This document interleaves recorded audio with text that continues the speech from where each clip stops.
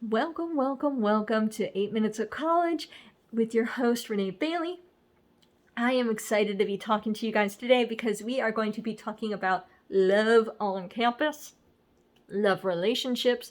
In the wake of Valentine's Day, which just passed, I think it's completely and utterly appropriate to be talking about love and finding relationships while on campus. So, here's the thing about love on campus that I think everybody needs to know. And that is when you are a young adult on campus, it is incredibly important for you to remember that your goals in love relationships while you're on campus are going to be completely different and look different as you age. So when you're on campus, there's a couple things to keep in mind. Number one, even though your time on campus can feel like it's going to be a long time, 4 years can feel like it's going to be a long time, maybe even longer than that, the time you spend on campus is a short amount in your life overall.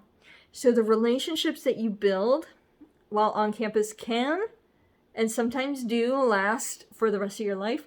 However, they may not. They may be transient. In other words, coming and going. And that is the nature of friendships and is the nature of love relationships while on campus too. So keeping that in mind, remember that the people that you meet, you may outgrow. The people that you meet may move on.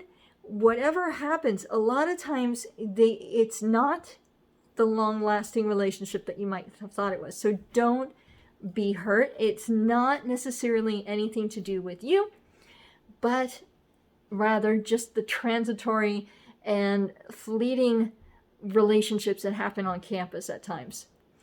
The other thing I want you to keep in mind is keep a strong feeling, a strong connection to the ideals, principles, and attitudes that you're looking for in somebody you have a love relationship with. It is incredibly important to remember that you are important to yourself, right?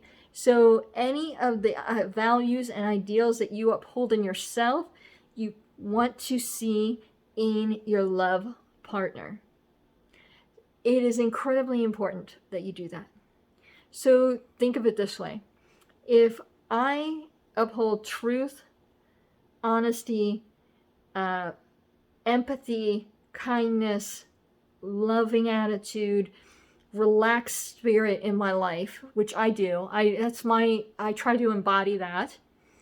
But if I try to do that, then that is what I want to see reflected back in my partner, right?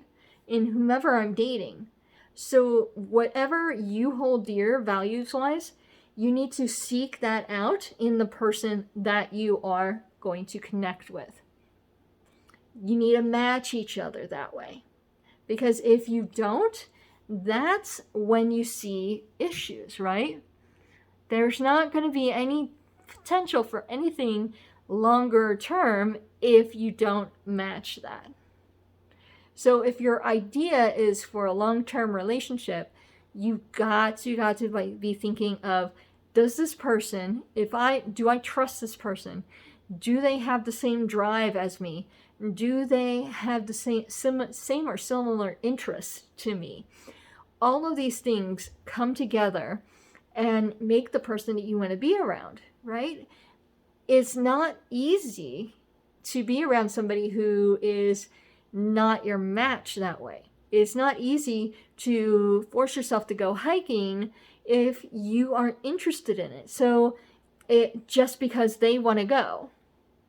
So remember that if you have similar interests, you're going to be more aligned and more able and more easily to flow a relationship with that person. So it's incredibly important that you think of that. The other thing is make sure to go where your interests lie. What do I mean by that? I mean, if you are looking for somebody who matches your interests, you need to get out and go be involved in your interests.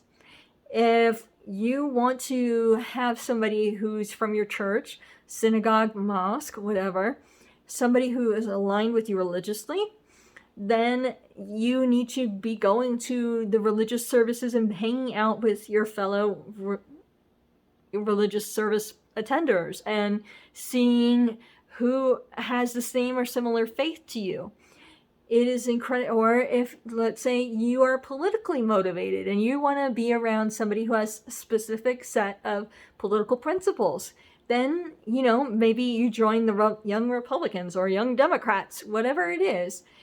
You can put yourself in a position to really get into a crowd where you are going to be able to find people who are like-minded that way. So I think that those kind of things are very, very important. Make a list of what's important to you in the other person. Make a list.